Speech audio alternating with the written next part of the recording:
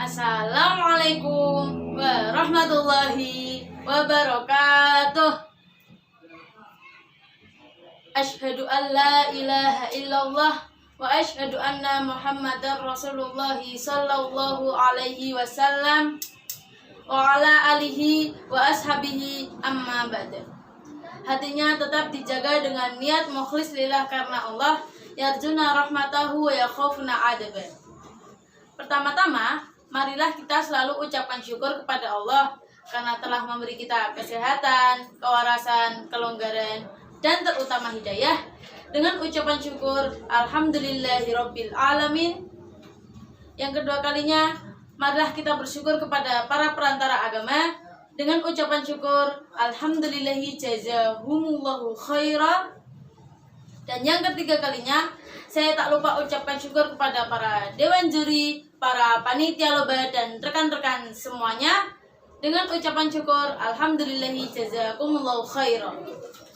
Perkenalkanlah saya, Dinda Fauzia Setia Putri dari kelompok Kanguru, untuk menceritakan sebuah kisah yang berjudul Aku dan Keteladanan Nabi Ibrahim alaihissalam. Aku adalah seorang muslim yang bertakwa, dan hanya kepada Allah lah aku menyembah, karena atas kehendaknya yang pasti ada. Seperti kisahnya Nabi Ibrahim alaihissalam yang tidak terbakar api. Teman-teman, akankah Nabi Ibrahim bisa menghadapi sang raja? Berikut kisahnya. Nabi Ibrahim adalah nabi ke-6 dalam sejarah Rasulullah. Beliau dilahirkan pada tahun 2295 sebelum Masehi di negeri Mosul, yang wajib diketahui dalam umat Islam. Sebagai orang yang mulia, tugas Nabi Ibrahim sangatlah berat, karena ia harus dilahirkan di tengah-tengah masyarakat dalam keadaan kemusyrikan. Dan sayangnya, ayahnya sendiri adalah seorang pembuat berhala yang disembah oleh kaum Raja Namrud. Raja Namrud memerintahkan semena-mena dan membuat peraturan bahwa setiap bayi laki-laki yang lahir harus dibunuh. Maka bayi Nabi Ibrahim terpaksa dibuang ke hutan. Lalu, apa yang terjadi teman-teman? Ternyata atas izin Allah, Nabi Ibrahim dapat tumbuh hingga dewasa.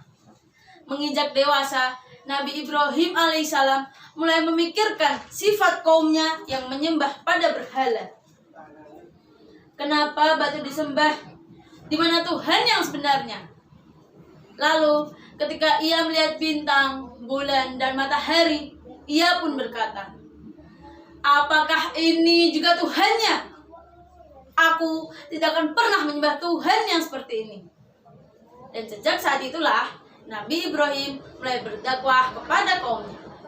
Suatu hari, Raja Namrud pergi bersama kaumnya dan kampung dalam keadaan kosong. Nabi Ibrahim alaihissalam mulai menyadari bahwa Allah lah yang menciptakan semua ini, bukan berhala yang disembah oleh Raja Namrud.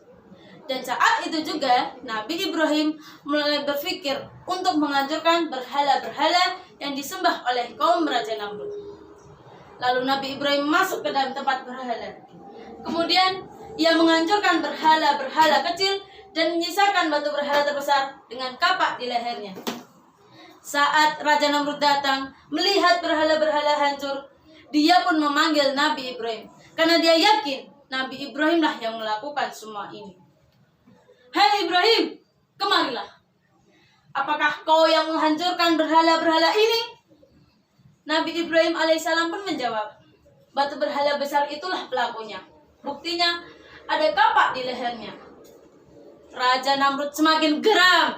Mana mungkin berhala besar ini pelakunya? Nabi Ibrahim pun menjawab, wahai Raja, engkau tahu berhala itu tidak bisa apa-apa. Lantas mengapa engkau menyembahnya?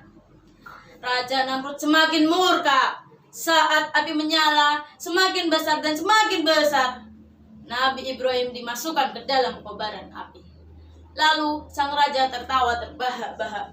Wah, rasakan kau Ibrahim, tubuhmu akan hangus terbakar api dan akan menjadi abu. Subhanallah, Maha suci Allah yang berkuasa atas segala-galanya. Nabi Ibrahim pun selamat, sebagaimana yang terdapat dalam firman Allah di surat Al-Anbiya ayat 69. A'udzu billahi minasyaitonir rajim. Bismillahirrahmanirrahim. Qulna ya naru kuni bardaw wa salaman ala Ibrahim, yang artinya, hai api, jadilah dingin dan selamatkanlah Ibrahim. Ajaibnya, api yang berkobaran itu menjadi dingin dan selamatlah Nabi Ibrahim. Oleh karena itu, kita harus senantiasa taat dan takwa kepada Allah. Karena sesungguhnya tiada makhluk di muka bumi ini yang pantas disembah melainkan Allah. Teman-teman, kita sebagai seorang muslim harus rajin beribadah dan menyembah hanya kepada Allah. Teruslah dekat dengan sesuatu yang mengingatkanmu kepada Allah. Sesungguhnya Allah tidak berbuat zalim pada manusia sedikit pun. Akan tetapi, manusialah yang berbuat zalim pada diri mereka sendiri. Demikianlah kisah Nabi Ibrahim yang dapat kita pelajari bersama. Teman-teman, mari berpantun yuk. Pergi ke pasar membeli kurma.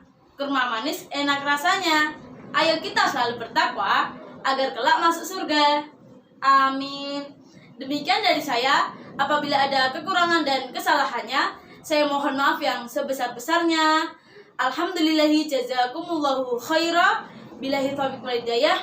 Wassalamualaikum warahmatullahi wabarakatuh.